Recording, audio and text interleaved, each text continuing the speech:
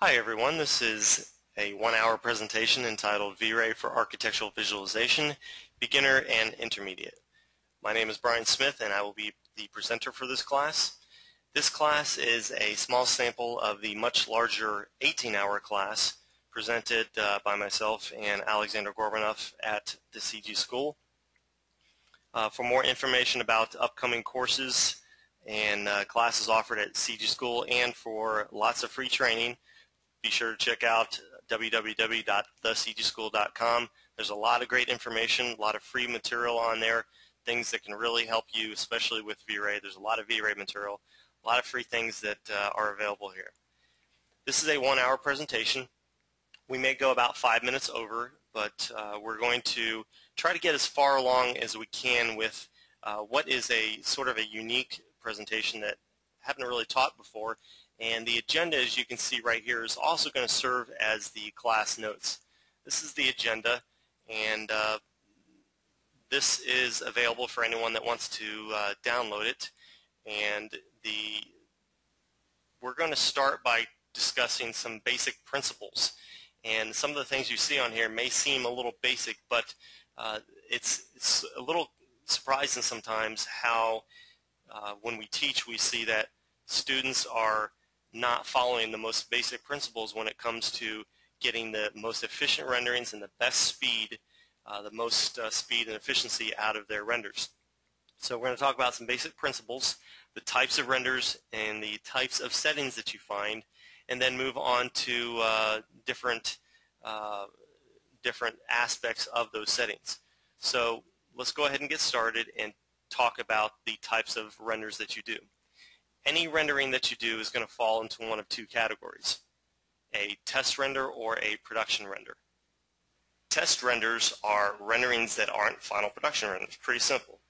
You should set these renders for the fastest possible rendering that gives you enough quality to see what you need to see. And that may sound basic, but teaching to a lot of people, I'm really quite amazed how very little this principle is followed. You're doing one of two types of renders. You're doing a test render or a production render. And you should always strive to set your test renders as fast as possible, with minimal amount of quality that you need to see what you need to see. When you're setting up lights, when you're doing testing of materials, there's absolutely no reason to start using production settings because that will simply take too much time. Production renders are those that you can see your final rendered image, your high quality production image. All right, that's the first thing. Next thing, there are three types of settings: quality settings, appearance settings, and tools.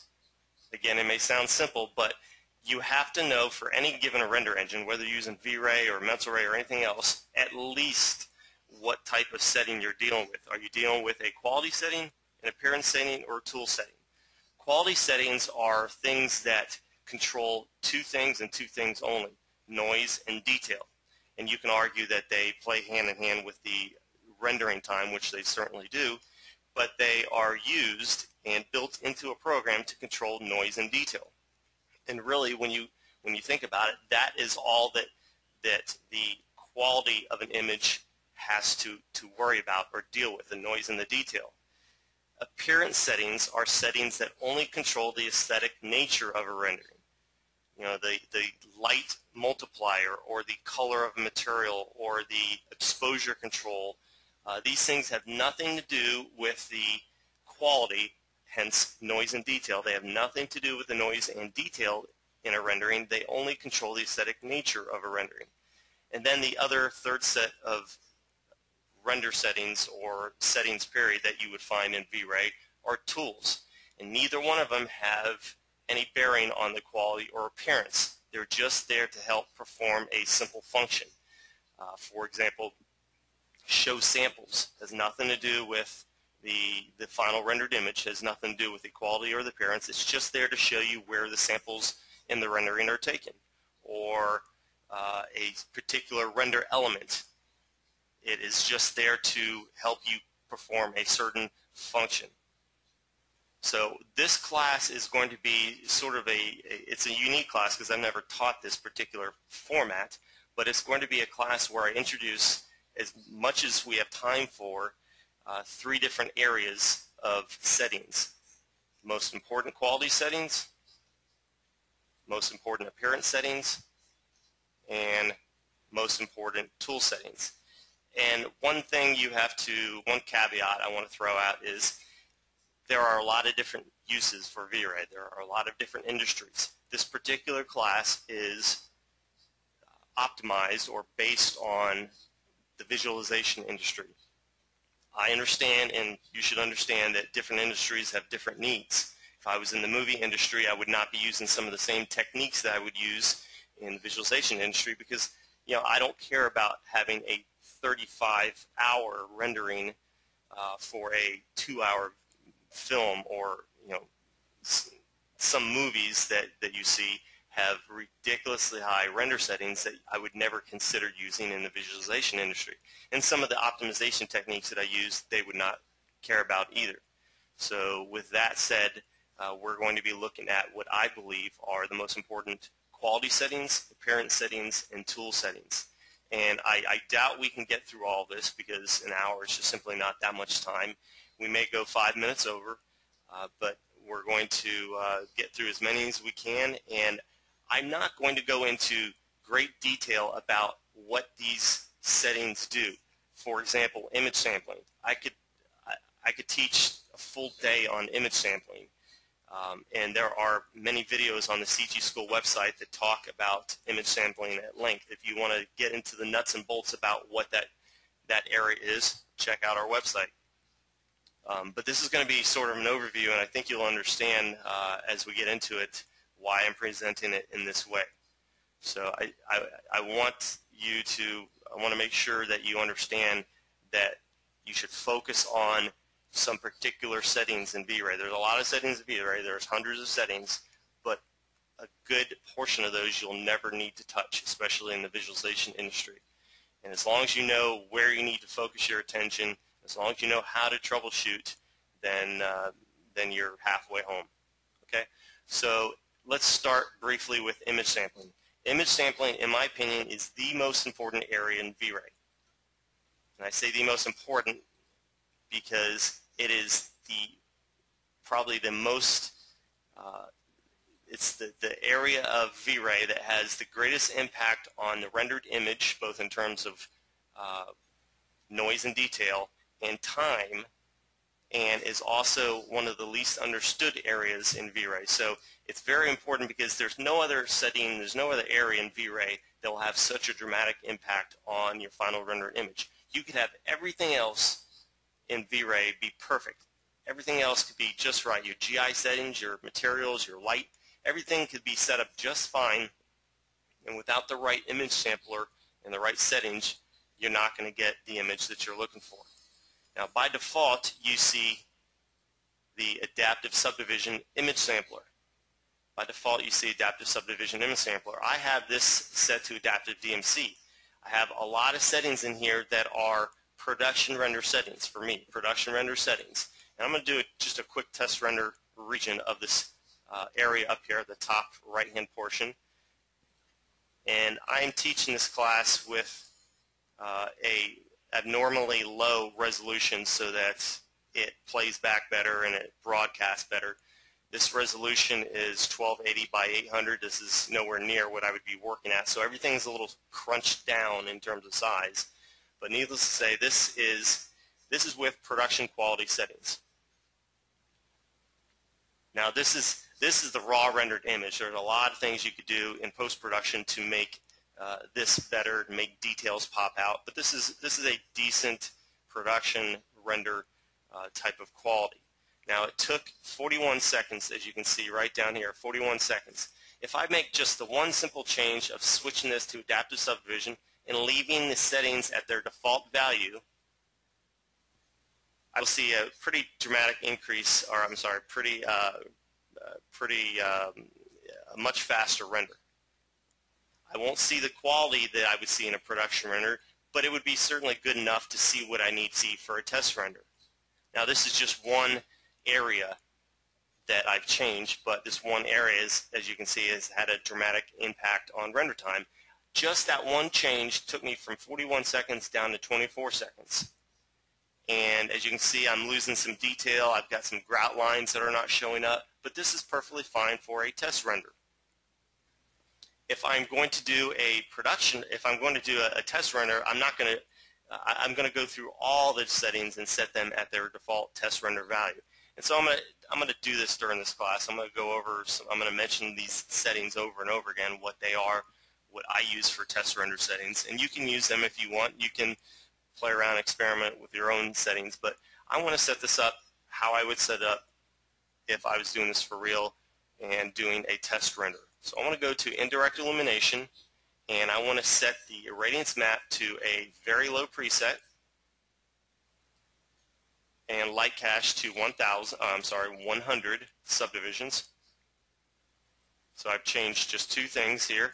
A Radiance Map, very low preset, subdivisions 100, and if you want to know again what both of these settings are in detail, this information is laid out in detail in some other videos on on the CGschool website. If I go to settings, I see that the noise threshold has been changed from the default value of 0.01, so I'm going to change it back to the default value of 0.01. And there's some other settings that I've adjusted to, like adaptive mount, which I'll get into in a little bit. But just making those simple little changes there and rendering again, you'll see that what was originally a 41-second image takes about 7 or 8 seconds to render. 9 seconds to render. Okay, so 9 seconds to render. And I see a lot of detail missing, like the grout lines, and shadows don't pop out, and the GI is just not completely there, but it's certainly good enough to do the test render setup that I need to test the materials, to test the lighting, and so on. Now, going back to the image sampler, I've set this to adaptive subdivision, but that's not the only thing I want to do. This adaptive subdivision, as you can see down here, is set to the default values. Whenever I do a test render, I will set the rendering up to use adaptive subdivision with the default test render settings because they are very optimal. There's no reason you need to change these if you're going to do a test render. Now, I want to also take off the anti-aliasing filter. When I take off the anti-aliasing filter, I'm not telling V-Ray to not use anti-aliasing. I'm just telling it to not either sharpen or blur the final rendered image in some way. And that's good for two reasons. One, probably 95% of the time when you take off this filter, you're going to improve your render speed. You're going to reduce the amount of time it takes to render. Every filter that you use, whether it's a sharpening filter or a blurring filter, is going to usually, and I say usually meaning like 95% of the time, it will usually add render time to your final rendered image. And the more blurred it is, the more render time it will add. So for example, we just rendered a 9-second rendering. If I take this off and render again, with such a small, quick rendering, you might not see any increase in speed. It might still be 9 seconds. 8 seconds, okay, so it went down just a little bit. For such a small rendering, it's hard to know if it's actually going to improve a second or two. But watch what happens when I turn this filter back on and use something like the soften filter, which applies a Gaussian blur for every pixel. It applies a blur with the 6 pixels with pixels that are within 6 pixels of each individual pixel. So every pixel gets blurred with dozens of pixels surrounding it. If I hit render and render again, you'll see that it will add at least a few seconds to the rendering. Well, it added another second above not having it all.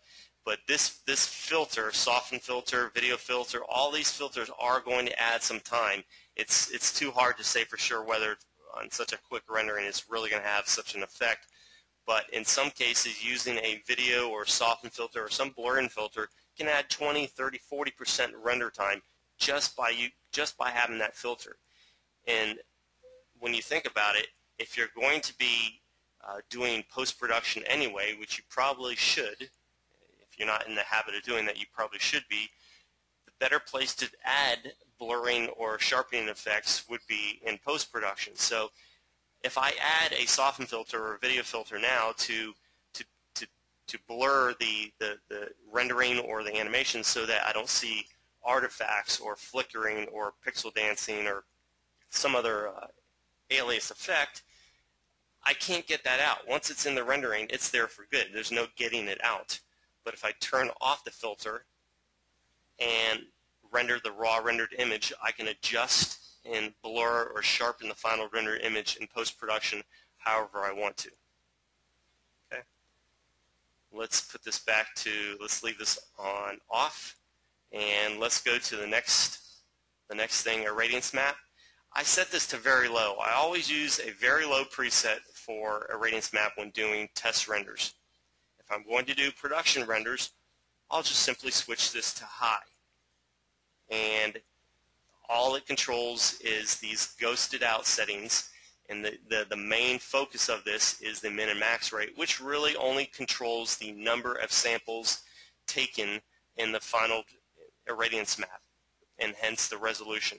And if you don't understand what that means, you can look on the CGschool website and get more explanation about this. Again, this class is a beginner and intermediate class, so there's little bits and pieces for both beginners and intermediate level. So if you're an intermediate level user, you would understand what I say when I say min and max rate controls the number of samples and the resolution of the Radiance Map. So high preset is a good value to use. Hemispheric subdivisions, I always leave the set to 20. I always start it off at 20 and increase it only if I need to. This is a setting that can have dramatic impacts on your Radiance Map calculation time, so I'll leave this as low as I can, as long as I can. Interpolation samples will control the blurring of the Radiance Map, and I always set this to 100 and adjust this up or down as I need to. Okay, so that is the configuration for the Radiance Map. One other element that I want to mention in the Radiance Map is detail enhancement. I mention it, although I don't ever use it, I want to mention it so that I can persuade you, if you're using it now, to not use it. All detail enhancement is ambient occlusion that is built into the GI solution. Ambient occlusion is simply, if you take the two words, what they mean individually, ambient meaning skylight, and occlusion, which means block.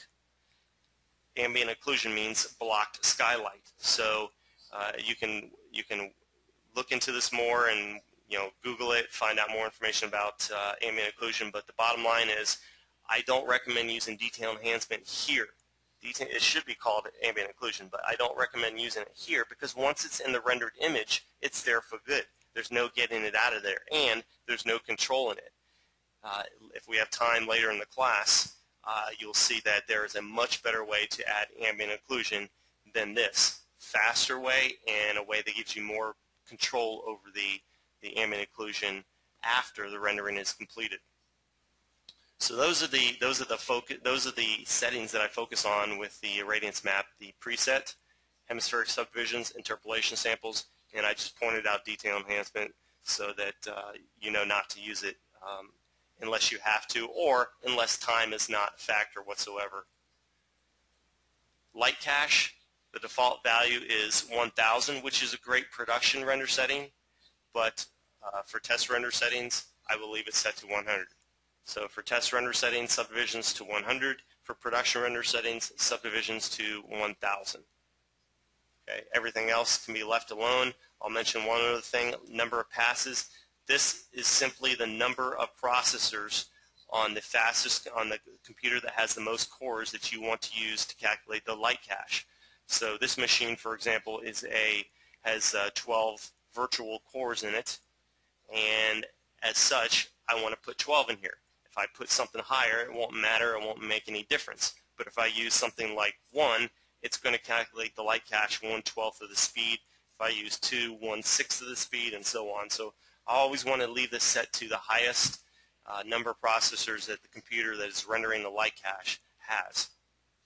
If you have multiple computers set up in distributed rendering or in some sort of series, it doesn't matter. It's only going to use the computer that has the fastest cores to render the light cache. Okay. Use light cache for glossy rays. Another very important setting here that can increase the speed of the rendered image. Okay.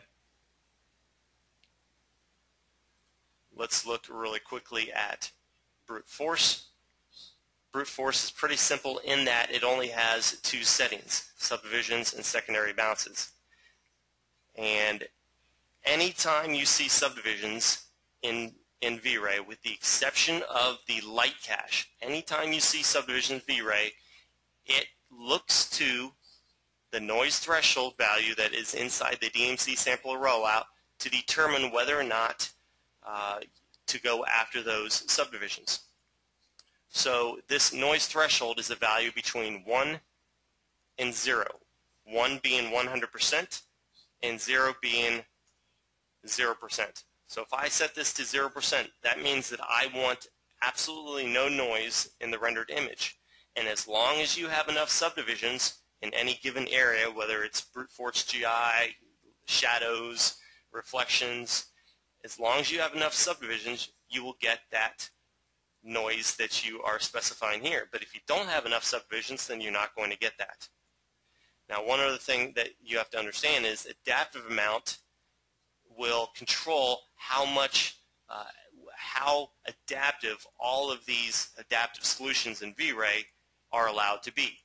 V-Ray is great because it's fast, and the reason why it's fast is because there's a lot of settings that are adaptive, and that simply means settings that take shortcuts.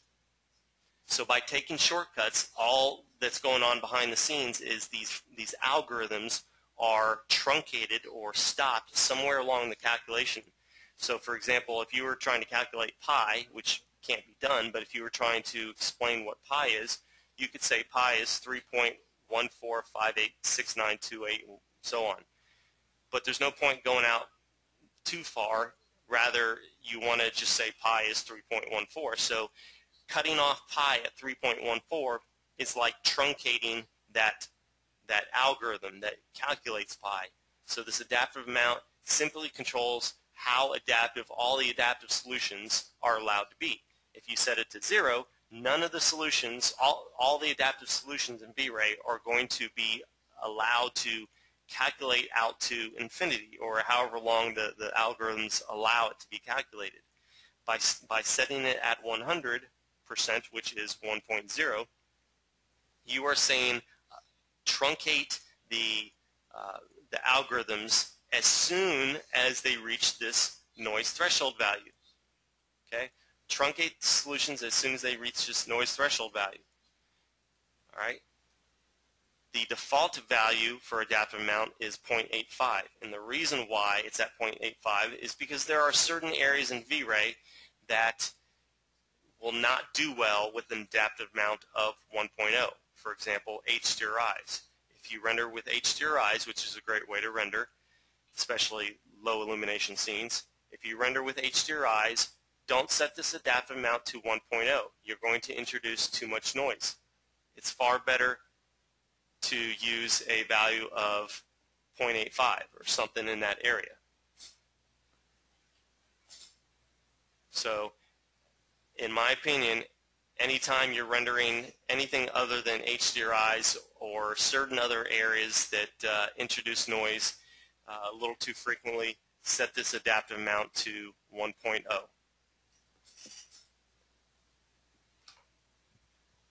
Stand by for 1 second.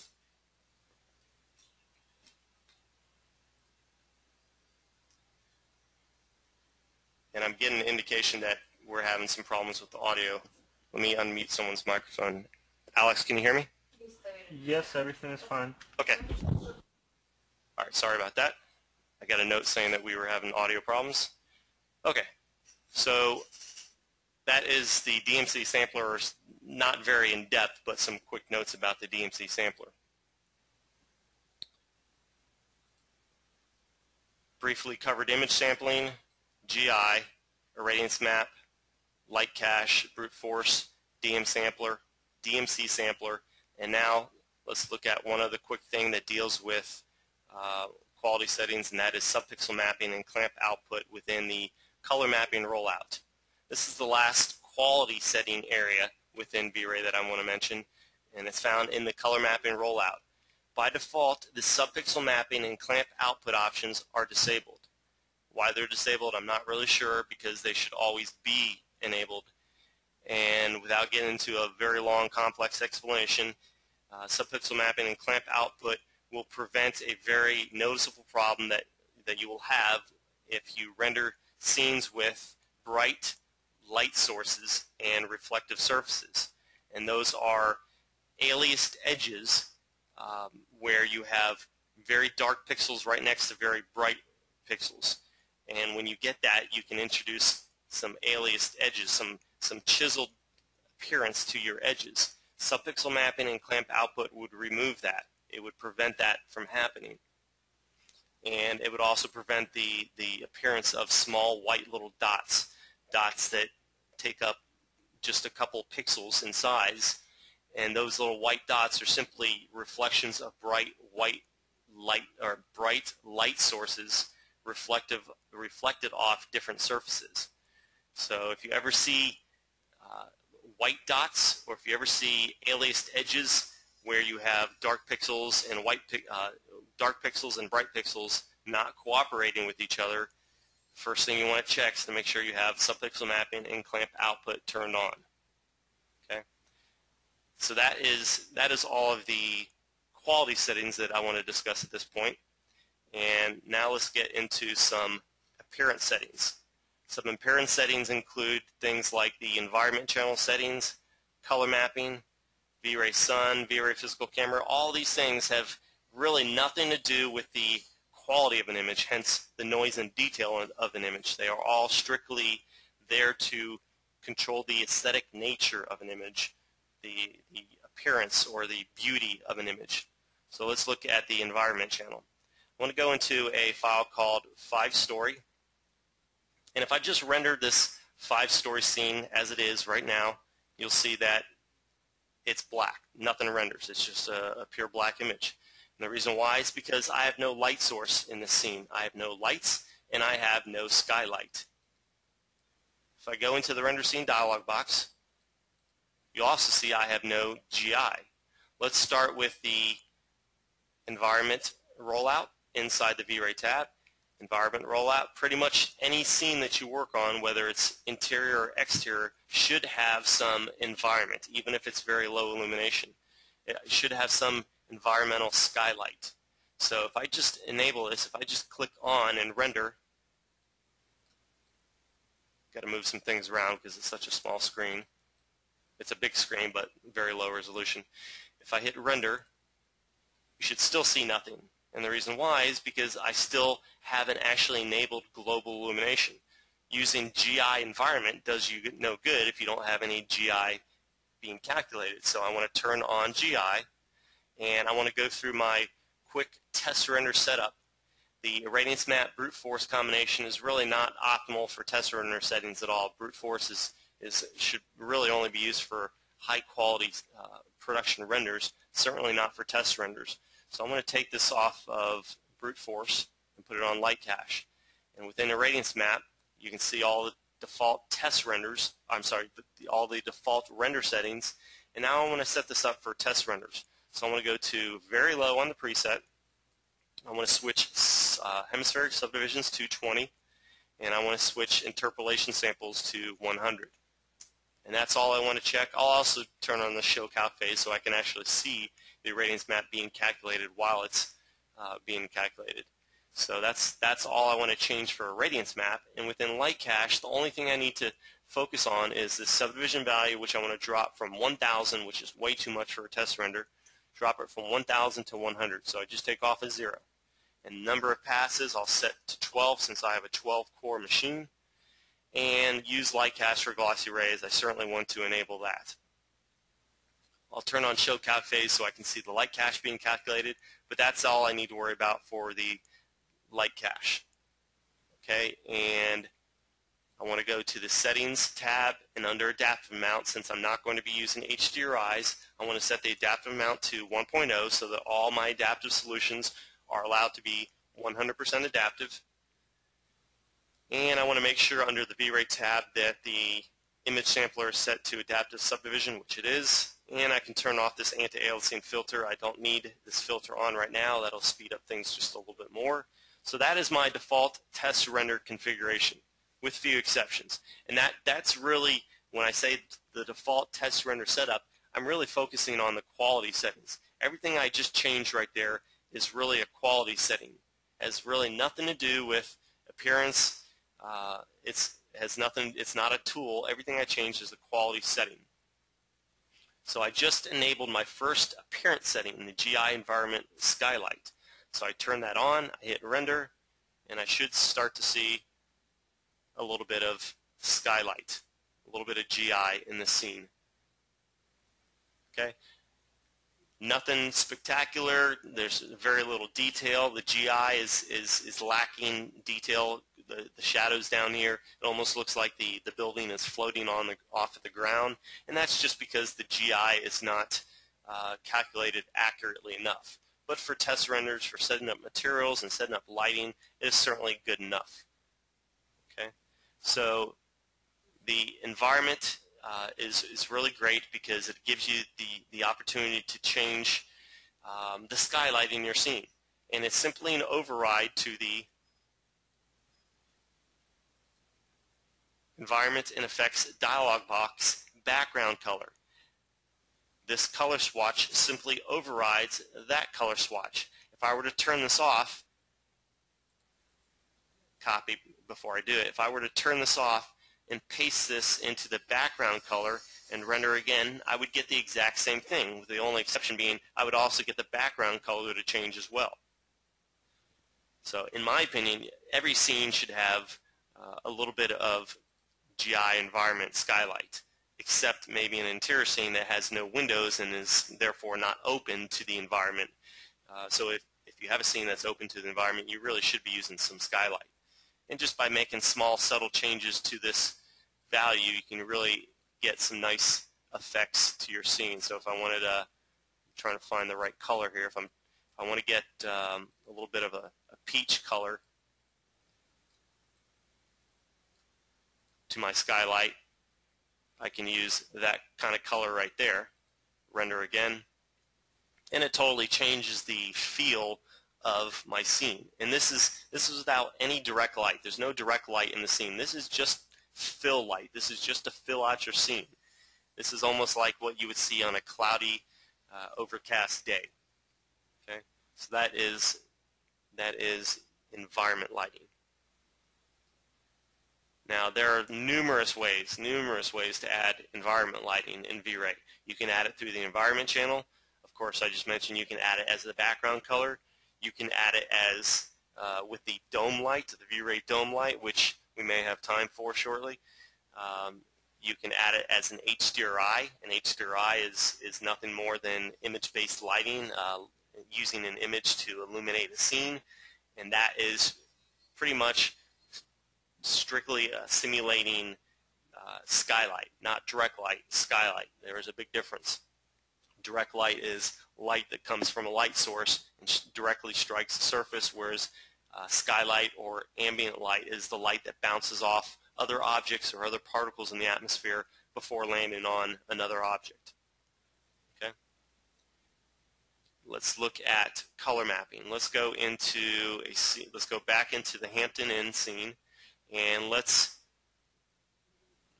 go back and make sure that we have our test renders set up. Everything is set up for test renders, I believe. Let's render one more time with the default test render configuration. And I want to change the color mapping of this rendering. And as you can see, this rendering is taking too long, so there's something that I've changed on this that is taking too long to render. I'm not sure what it was I changed. Oh, it was under the settings tab. I was playing around with the adaptive nature of this scene. So unfortunately I've got because of the screen being at such a small resolution, my render, the little dialog box that allows me to stop a rendering in progress, is actually off my screen, and I can't even stop this rendering right now. So I think what I will do is switch to another scene and change this. And I'm going to open up the Hampton Inn again one more time.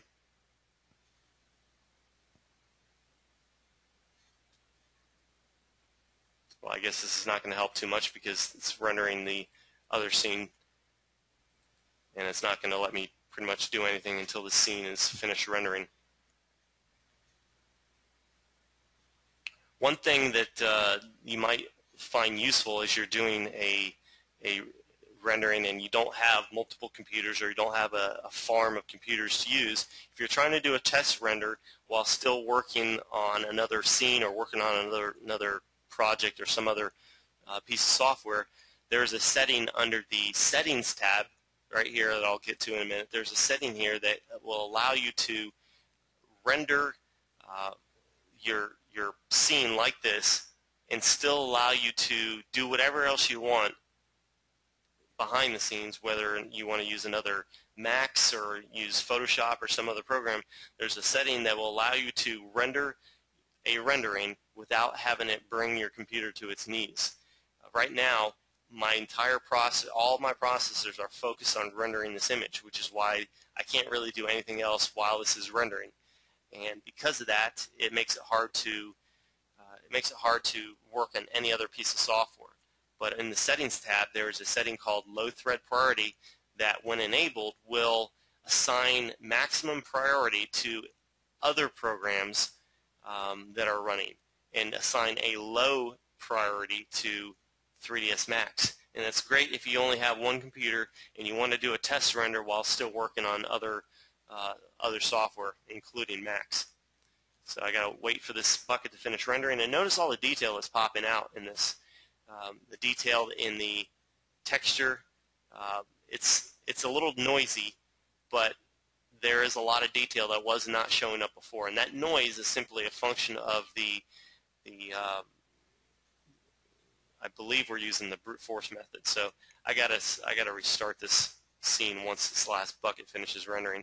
And again, I apologize for not being able to stop this rendering, but the only reason why is because I'm rendering using the resolution of my screen is set so low that when I did this render, I didn't realize that some of the dialog boxes are going to be floating off my monitor. So I have to let this finish for another moment.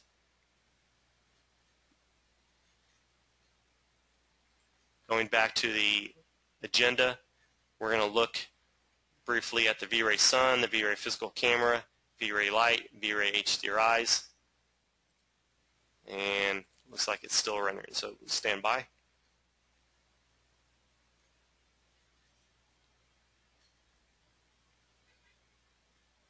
Let's see if I can just close this Max. Okay, good enough. Let's reopen this.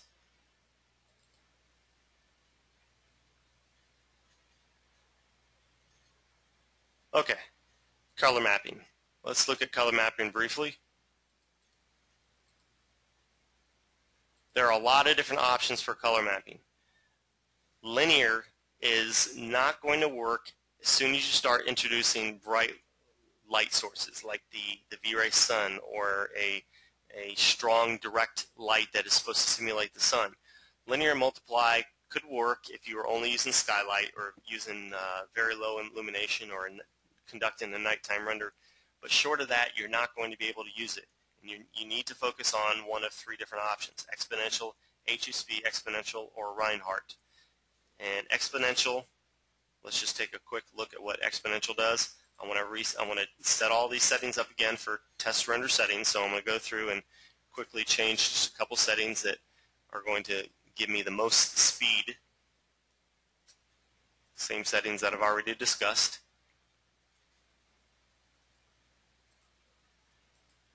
Now I've got the default test render settings set up, and if I render this with exponential color mapping, this is what I get. And just by making the one simple change of changing this to Hsv Exponential, you can see a dramatic change to this. It's going to look more brilliant, a little more orange. The colors are just going to pop out a little bit more. And what's actually happening is Hsv Exponential stands for hue, saturation, and color, which is what you would see on any color selector. You would see hue, saturation, and value. So the Hsv Exponential preserves the hue, preserves the saturation, and only allows you to change the value. So if I just had any particular material, let's just say I had a material that was this color right here.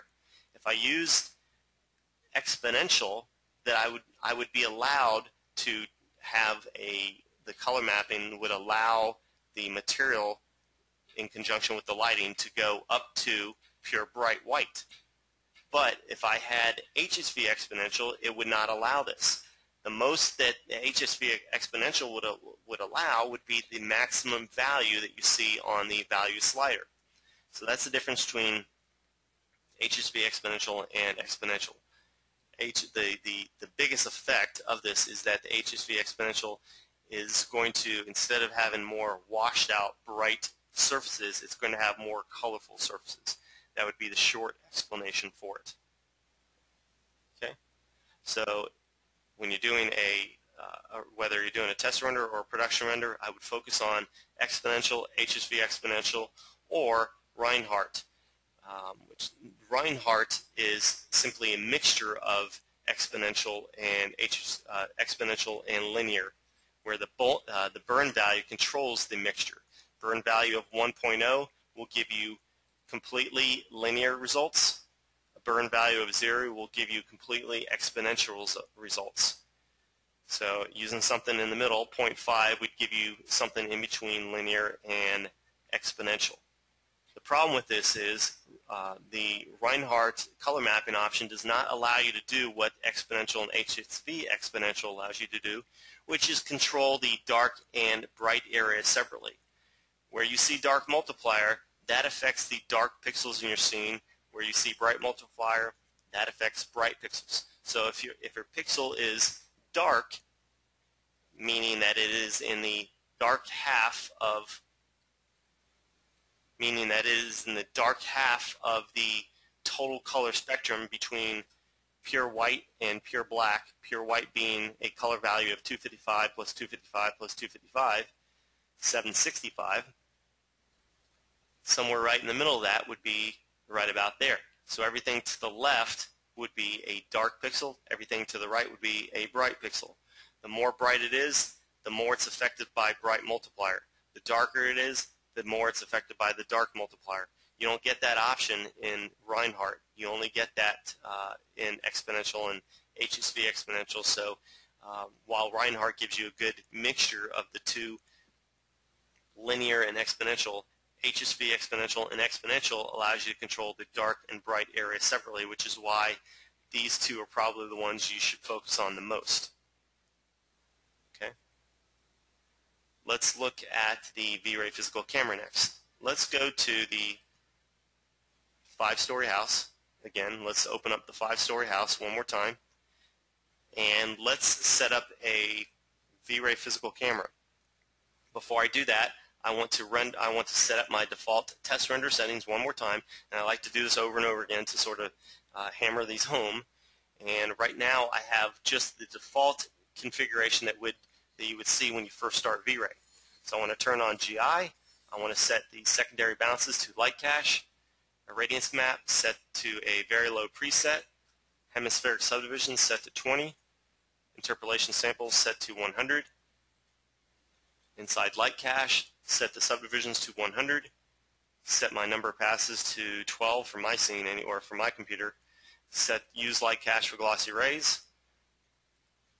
Let's go to the settings tab, increase the depth amount to 1.0, and that should do it for all the quality settings that I need to set up. And now let's introduce a little bit of Skylight. Let's introduce a little bit of, instead of doing the Skylight here, let's do Skylight in conjunction with the V-Ray Sun, which is one of the things I want to discuss next. The V-Ray Sun is found under the Create Light panel, and it is a V-Ray light type. So I want to select V-Ray from the light panel and select V-Ray Sun, and just drop this V-Ray Sun somewhere in the top view. Just drop it so that it's pointing somewhere towards the middle of this house. And it asks me, would I like to automatically add a V-Ray Sky environment map to the scene? Yes. When I do that, if I open up the Environment Effects dialog box, you see that it adds a V-Ray Sky Map to the Environment Map channel. This V-Ray Sky Map is going to provide the skylight into my scene. I could, at this point, turn on GI Environment Skylight Override, but as soon as I do that, I will negate this, whatever I have loaded up in this Environment Map channel. As it says, this is an override to the environment channel that you find in the Environment Effects dialog box. So I don't want to do that. I just want to leave the sky map loaded as is. Okay, and the V-Ray sun, the location of the V-Ray sun from the horizon, its position in the sky is going to control the strength and color of the skylight. And you can see the color and the strength of the skylight changing as I move this around. So I want to place this sun somewhere over here so I have shadows on one half of my building or direct light on one half of my building and shadows on the other half of the building. You never really want to put the light directly behind a camera or directly in front of a camera because it will flatten out an image, and it's really best to shoot for something that gives you a lot of shadows and a lot of directly lit surfaces. So even if the sun is not really supposed to be here in the real world, I'm going to put it somewhere where it optimizes my the beauty of the rendering. So with that sun in here, if I use a standard camera, which is what I have active right now, if I use a standard camera, I have to use an intensity value much lower than what I use for a V-Ray camera. The V-Ray sun was configured to work with a V-Ray camera, a V-Ray physical camera. It doesn't mean it can't work with a standard camera. It just means that the settings, most importantly the intensity multiplier, was configured for the V-Ray physical camera. As such, if I'm going to use a standard camera right now, as you can see here, I would have to use something on the order of 1 or 2% of the intensity strength that I would use with the V-Ray camera. So the intensity multiplier of 0.01 would be about what I need if I'm going to use a standard camera in the scene. It might be a little dark. I could increase this to maybe 0.02 to get it a little bit brighter. Let's go one more, 0.02, see if it's a little bit brighter. And this is the V-Ray sun standard camera combination. But what I want to do next is add a V-Ray physical camera and see if I can get the same general appearance from the V-Ray physical camera. So I will close this and go to the Create Camera panel and go to the drop down and select V-Ray. And the V-Ray physical camera is right here under the V-Ray panel. So I click V-Ray physical camera, and I'll just drag and drop this somewhere in my scene. And I want to isolate both of these cameras and hit Alt-Q to do it. I just select both cameras and hit Alt-Q to isolate them. And then I'm going to use this nice quick little feature called, well, I have to select the object that I want to align first, but I want to use this quick align tool to quickly center this camera on the existing camera. So use quick align to center the camera and the camera target.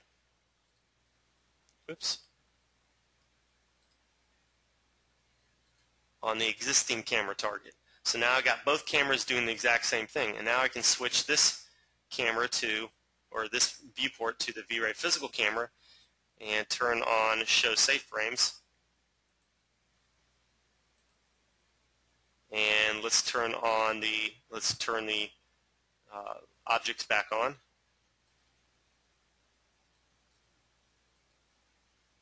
Alright, so now I have two cameras. I have a standard camera and a physical camera.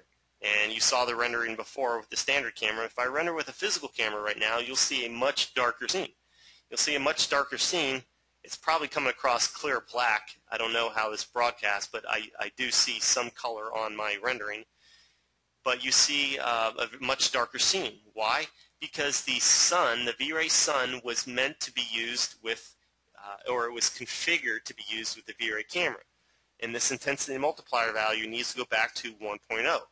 When I put that back at 1.0 and render again, you'll see at least some illumination. Now it's still probably It's not too far from what the standard camera was, but it's a little bit different, and we can control the amount of exposure very specifically with 3 very important settings in the V-Ray camera. So that's what the rendering looks like right now. If I go to the V-Ray camera and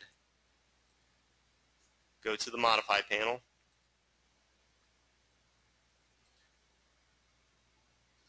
having trouble selecting the V-Ray physical camera. There we go. So again, this is all crunched because this resolution of this webinar is a little bit low. But there's 3 settings that you want to focus on with the V-Ray physical camera. 3 settings that you have to know if you're going to use the physical camera. And you can look in detail about what these settings do in some of the tutorials on our website. But those settings are F number, shutter speed, and film speed. Those are the 3 settings that control the exposure both in the V-Ray physical camera and in a real camera in the real world. In a disposable camera or some cheap camera that you would buy in a store, you're not even going to see these settings, and you certainly wouldn't see any of the other settings. But in a professional camera or a commercial camera, you would want very precise control over the f-stop, the shutter speed, and the film speed. And they all work hand in hand. So if I wanted to change the amount of exposure that strikes film, I could change this F number to something else. And if you've done photography or if you use the V-Ray physical camera much, you probably memorize a lot of the standard F numbers. But for example, F number going from 8, which is the default value, and the F number that you would typically find on a non-commercial camera. If I go from 8 to 11, watch what happens to the rendering. The illumination is cut in half. And you can check out some tutorials to find out exactly why, but the illumination is cut in half.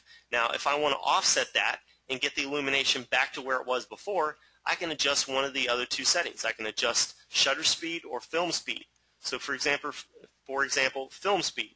Film speed right now is set to 100.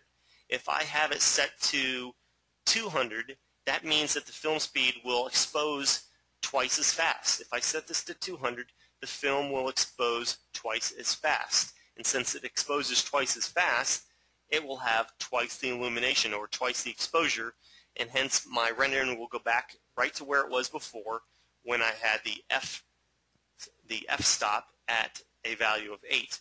So all 3 of these settings, film speed, shutter speed, and f-stop, work hand in hand, and you could have literally infinite combinations to produce the exact same rendered image. Okay, so there is a lot of stuff in here. Some of it is self-explanatory, some of it is a little more complicated. There's a lot of stuff in here, but if you don't at least understand the F number, shutter speed, or film speed, you're really going to be starting off with difficulties, because it's hard to really focus on anything else when those 3 things are not set properly. Okay, let's go back to notes. So we looked at V-Ray Sun, V-Ray physical camera. Let's look briefly at the V-Ray light. I want to show you something with a very simple scene that you don't have. It's not part of the download, but it's a very simple scene that you could set up yourself. It's nothing more than a V-Ray plane, a teapot, and a light plane. And I like showing this scene because it really illustrates the relationship between color of a light, strength of a light, and materials, and also color mapping. So you'll see in a minute what I mean. If I just render the scene as is right now, you will see a teapot illuminated with this simple plain object here. Nothing spectacular. Let's go into the light and see what's going on. So we have a V-Ray plane light with a multiplier of 10 and a color set to about gray. And let's change a few things. Let's go into the color swatch, and let's set the red, green, blue value to 1/10 of the strength that it's at right now. So right now the total color value is 300. If I drop this tenfold and go from 100 to 10 to 10 to 10, I've just reduced the total amount of color on this light tenfold, and it would reduce the total amount of illumination produced by that light tenfold. I can offset that by increasing the multiplier tenfold. So if I go from 10 to 100, I will produce the exact same rendered image. Okay, let's try another example. If I go down to 1, 1, 1, I will have 1/10 of the illumination again, but I can again offset that by increasing the multiplier tenfold, and the result will be the exact same rendered image. Now, if I wanted to, here's a really cool thing. If I wanted to keep the same amount of illumination and only change the color of an image, or the color of the light, I should say. If I want to make this light have a red hue to it, for example, without changing the amount of illumination, how do I do it? Well, anytime you change the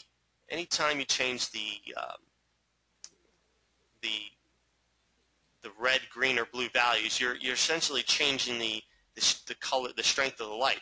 You're changing the color of the light, obviously, but the color of the light is directly proportional to the strength of the light. The color and the multiplier work hand in hand. I could have a value of 0 for my color and an infinitely high multiplier, and I'm still going to have a completely black image. So anytime I have something other than pure white, I'm going to have something less than 100% illumination cast by that light.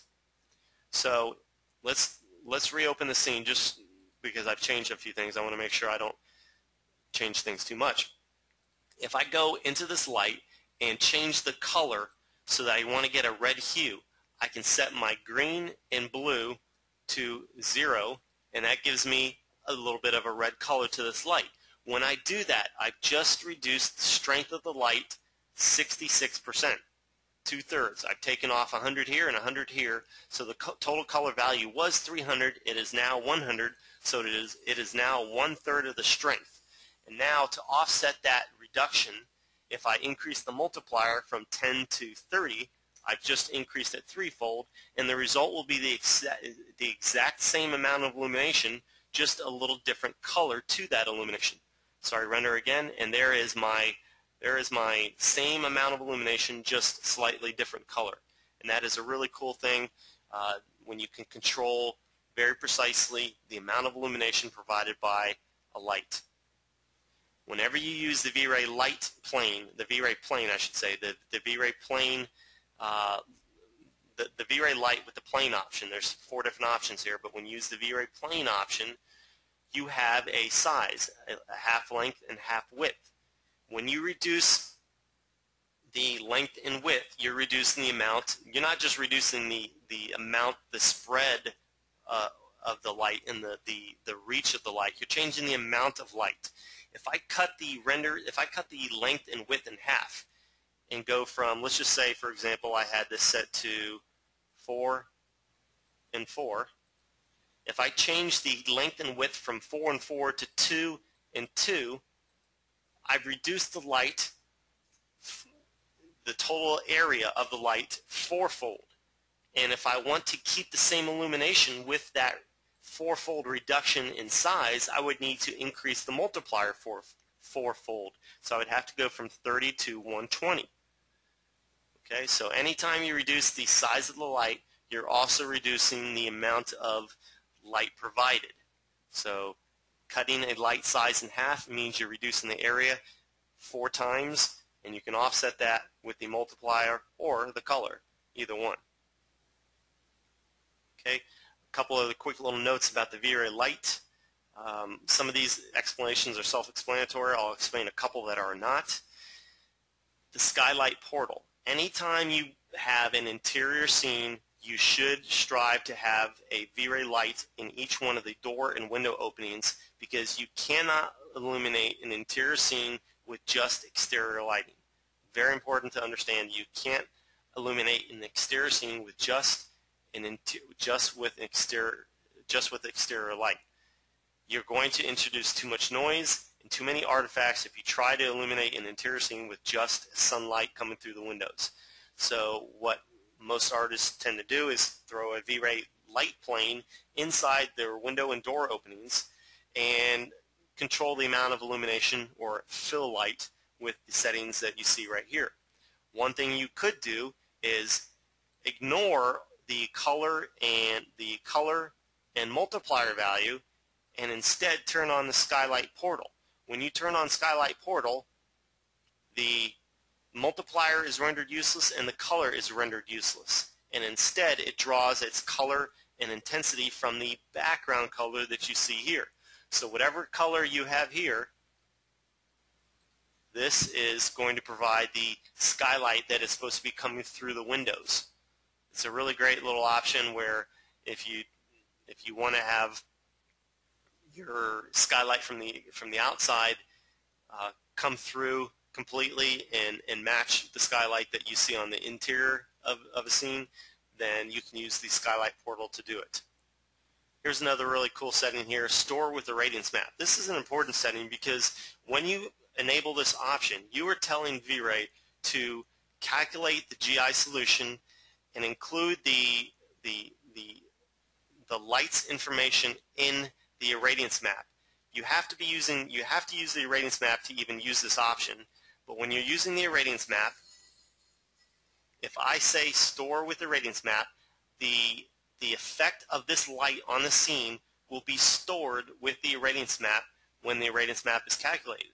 And that's not drastically important with a still rendering, but if you're doing an animation and you want to speed up your rendering a little bit, you can enable this option, and the first time that you calculate when you calculate the Radiance Map, that light information is built into the Radiance Map solution. If this is not enabled, that doesn't happen.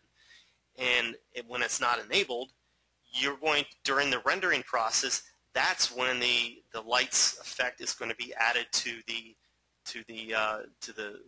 rendering. And hence, for multiple frames, you would have to do that with each individual frame. If you enable this option, you only have to calculate the lights effect one time, the time that you calculate the Radiance Map. So that's a nice little option there. The effect Specular is something that you probably want to take off, because if you leave the effect Specular option on, you're going to see the light itself appear to be reflected on specular surfaces. So if this teapot were reflective, I would see chances are if I had specular highlights on this teapot and the teapot was reflective, I would see the actual shape of this light reflected on this teapot, and in most cases that's not what you want to do. So I don't know why they're enabled by default. I would just start by default turning this option off, at least effect specular, and probably effect reflection as well, because effect reflection simply means you want to actually reflect completely this light in any reflective surface. So I would leave these two options turned off by default. Well, that's all we really have time for right now. I'm sorry we couldn't get farther, but this is just this is supposed to be a small demonstration of some of the things that we go through in our classes, and there's a lot more to cover here. This barely scratched the surface on the things that I did even cover, but if you don't remember anything else, remember that there are 2 types of renders and 3 types of settings. Know exactly what when you need to use a test render configuration, production render configuration, and know exactly what each setting is in terms of quality, appearance, and tools. If you can't identify a setting and know for sure that that setting has nothing to do with the noise and the detail in the scene, then you probably should do a little bit more reading and a little more experimentation. So with that, I'm going to say thank you for joining, and if you want more information about this or a recording of this rendering will be provided probably next week. You'll be receiving an email if you attended this class. You'll receive an email explaining where you can download this video. There's a lot more free information on our website, so check it out. So with that, I will say thank you for attending and have a great day.